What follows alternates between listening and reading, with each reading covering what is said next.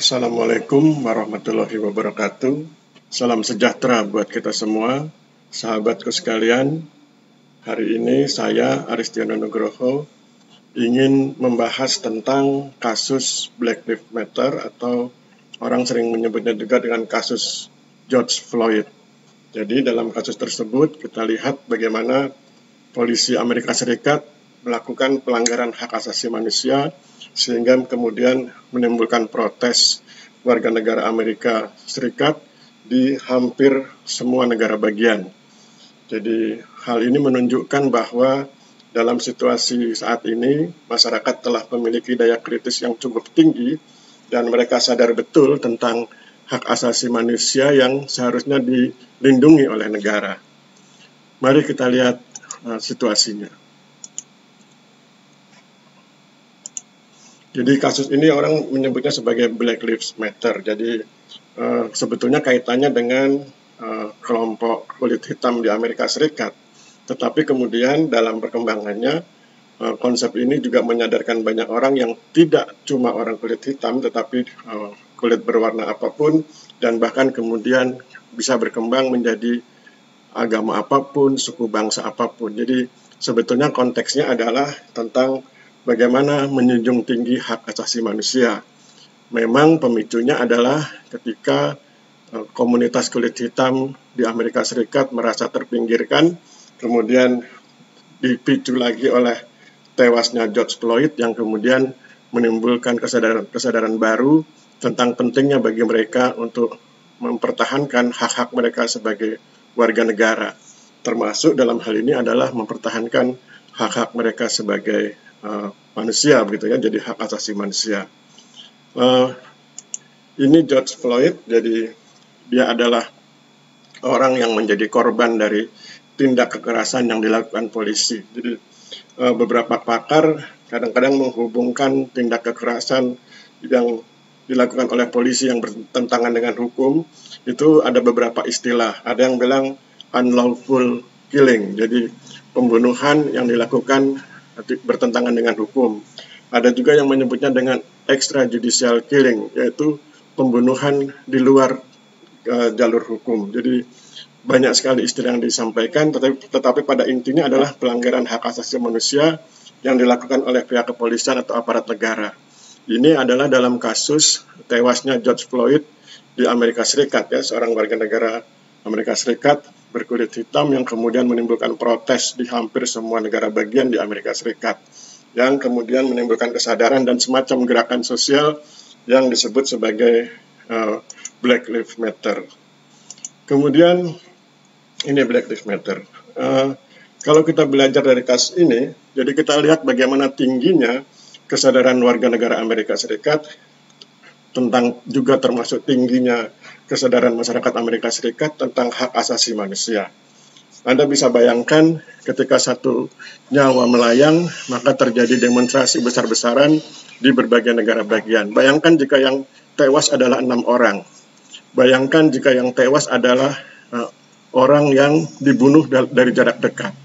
Dan itu tentu akan menimbulkan protes masyarakat yang sangat besar dan demonstrasi di mana-mana. Ini kasus George Floyd.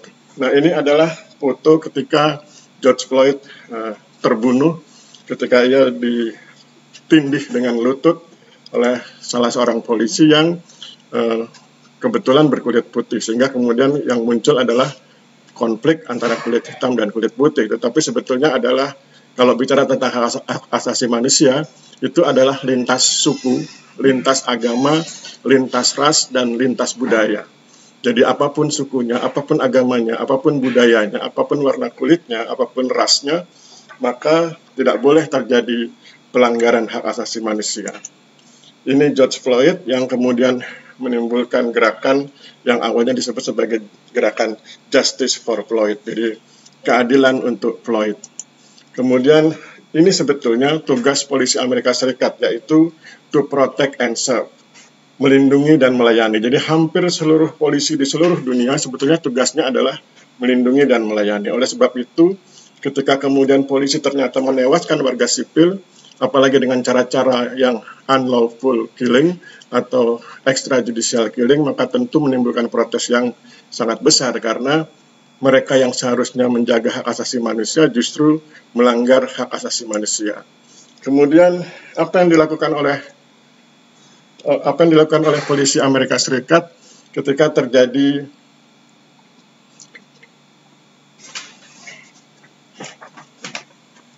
sebentar, ada tamu.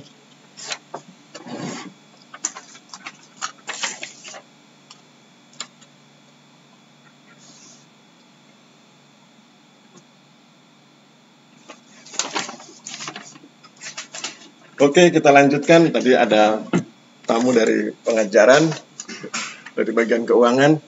Kita lanjutkan. Jadi ketika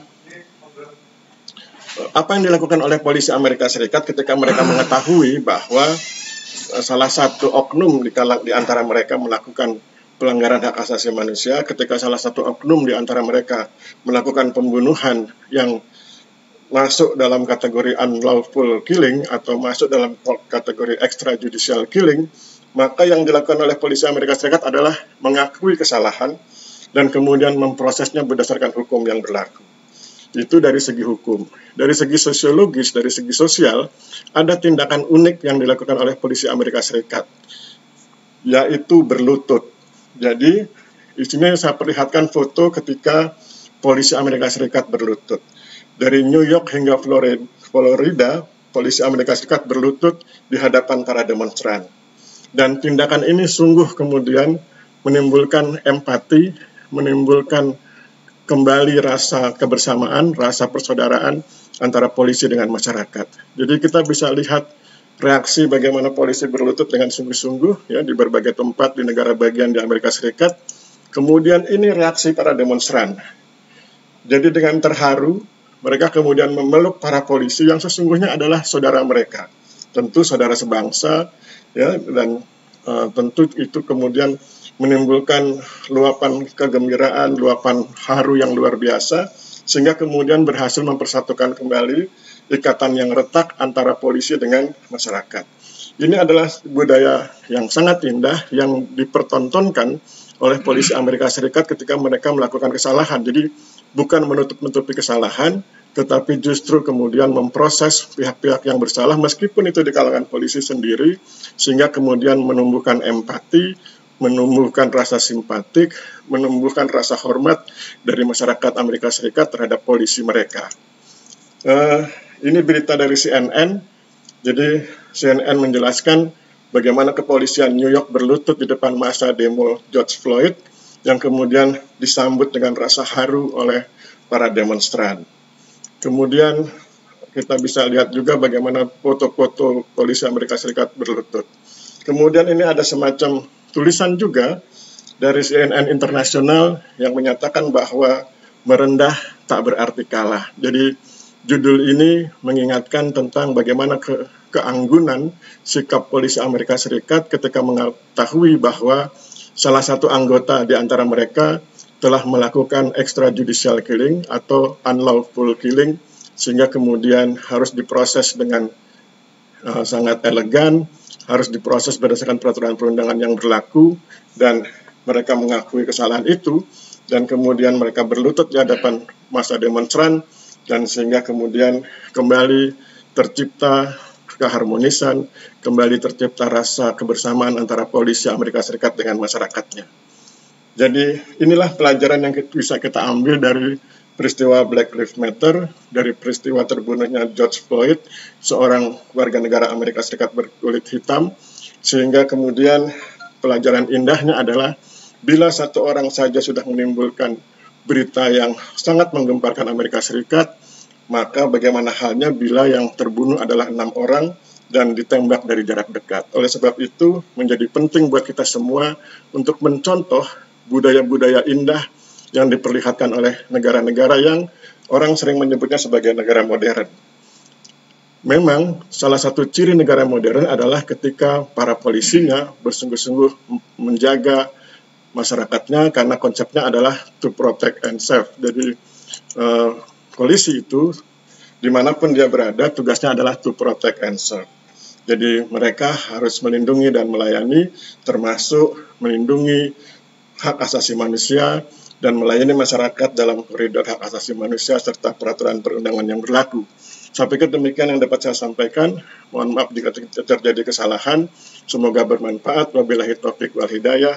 Wassalamualaikum warahmatullahi wabarakatuh.